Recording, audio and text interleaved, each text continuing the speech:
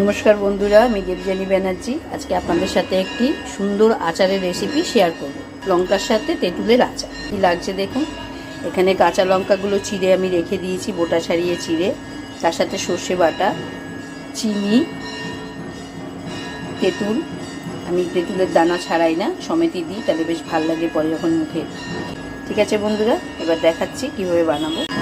এবার কড়াইয়ের মধ্যে একটু সাদা তেল দিয়ে দেবো, বেশি খুব তেল লাগবে না। তেল গরম হয়ে গেছে, এবার এর মধ্যে লঙ্কাগুলোকে দিয়ে দেবো, কাঁচা লঙ্কাগুলোকে দিয়ে সাঁতলে নেবো একটু। আমি চিড়ে মোটামুটি বীজ ছাড়িয়ে রেখেছি।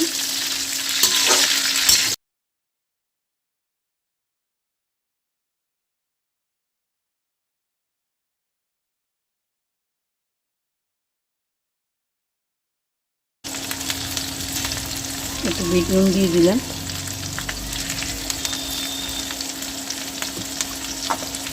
বেশি নুন হবে না।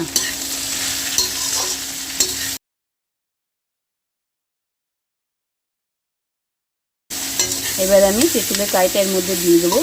ভাজা হওয়ার সময় দেখবেন সুন্দর একটা গন্ধ বেরিয়ে আসছে কাঁচা লঙ্কার, এই ঝাঁঝালো গন্ধ।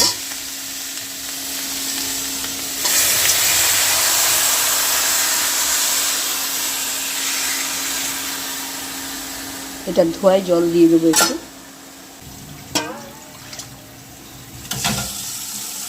খুব বেশি জল লাগে না এতে, লঙ্কাগুলো একটু ফোটার মতন।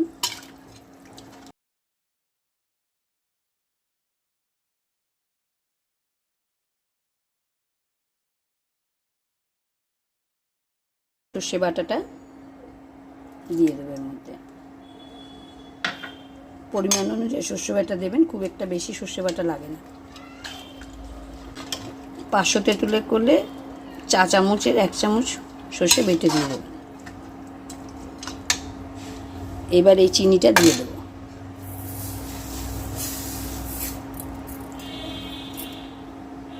চিনিটা টেস্ট করে আপনারা বুঝে দেবেন যে কতটা মিষ্টি লাগবে। আমার যদি পরে আবার লাগে আমি আবার দেব।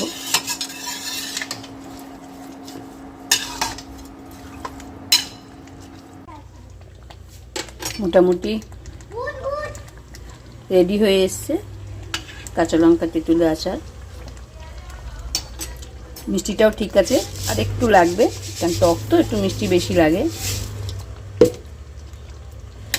100 গ্রাম কাঁচা লঙ্কা হলে 200 গ্রাম তেঁতুল নেবেন। মিষ্টি নিজেদের পরিমাণ অনুযায়ী দেবেন। একটু টানবে এটা যত শুকাবে। একদম রেডি। টাটা।